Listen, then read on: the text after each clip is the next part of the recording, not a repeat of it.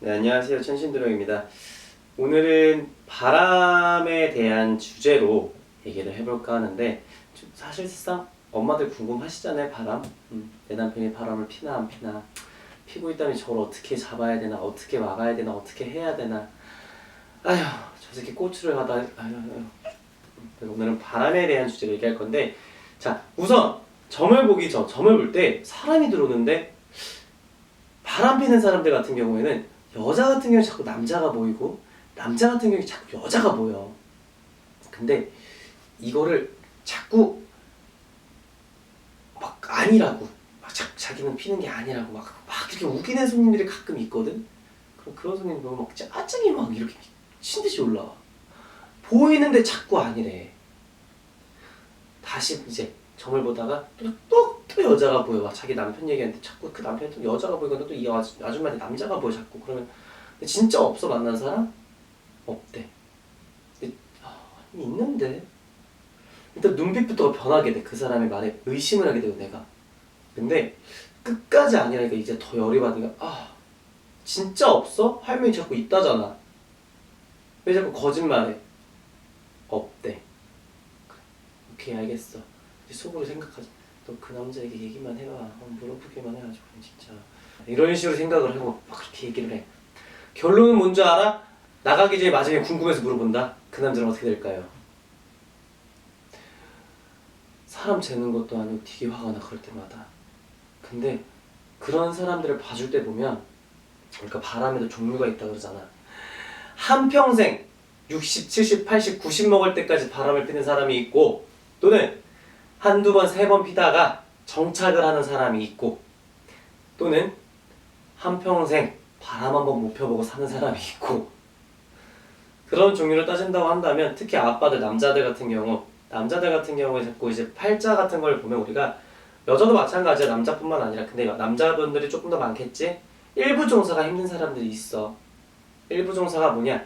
결혼 한 번으로 지속적으로 쭉 가는, 그게 일부 종사인데, 일부 종사를 못하는 사람들이라고 내가 가끔씩 자주 얘기를 한단 말이야. 옛날 같은 경우에는 일부 종사를 할 수밖에 없었어. 왜? 손가락질 받고 소문에 구설이 나왔으니까. 지금 현대사에 와서 우리가 일부 종사할 수 있는 사람이 몇이나 될까 가야? 거의 없어졌다고 얘기해 줄 수가 있어. 그 중에도 나랑 맞는 인연의 짝은 당연히 있지. 그 인연의 짝을 만나서 그렇게 오래 지속하게 갈 수는 있다만, 저 사람과 나랑 맞지 않아서 이래서 저래서, 특히 바람을 펴서. 바람 같은 경우에 잡기 솔직히 많이 힘든 부분이 있어. 또 바람 피는 사람들의 성격상 또는 특징상 얘기해준다면, 지속적으로 매일같이 매일 다른 여자들을 수두룩하게 만난 남자들이 분명히 있을 거야. 외로움이 많고, 또 이제 어떻게 보면 분노 조절 아닌 분노 조절, 우울 아닌 우울증이 심한 사람. 근데 자기 애는 되게 강해. 자기 애만큼은 누구보다 강한 1등감이야. 그리고 또 자기는 다 아니야. 자기는 무언가 잘못한 짓을 한 적이 없어. 이 사람들의 특징은 또 여러 사람들이 나를 좋아해 주길 바래. 그래서 결혼을 했지만서도 다른 사람들 계속 만나고 다니는 거야.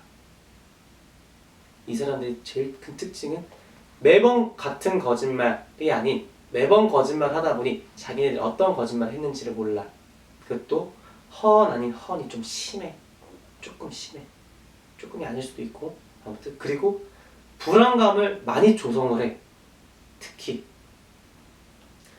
내가 이 사람을 만나는데 뭔가 믿고자 하는 걸 너무 강한데 자꾸 이 사람이 나한테 불안감을 조성을 줘.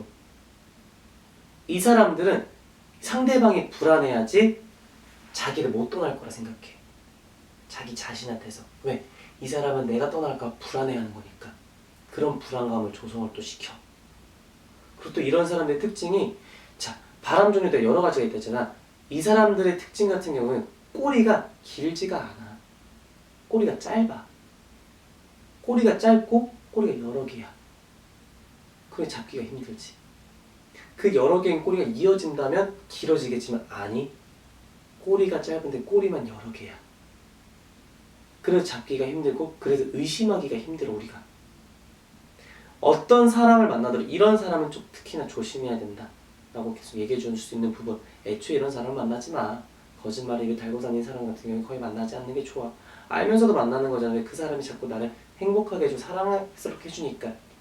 더 깊은 마음 가기 전에 그런 사람들과는 헤어져라 라고 난 얘기해주고 싶은 그런 부분이 있고, 또 인연의 짝이 내가 분명히 있다 그랬잖아. 그렇기 때문에 대한민국 현대사회에 왔을 때 결혼 한두 번이야 뭐 누구나 할 수 있는 거지. 두세 번? 아 그건 좀 심했다. 그때 동안 뭐 살았대?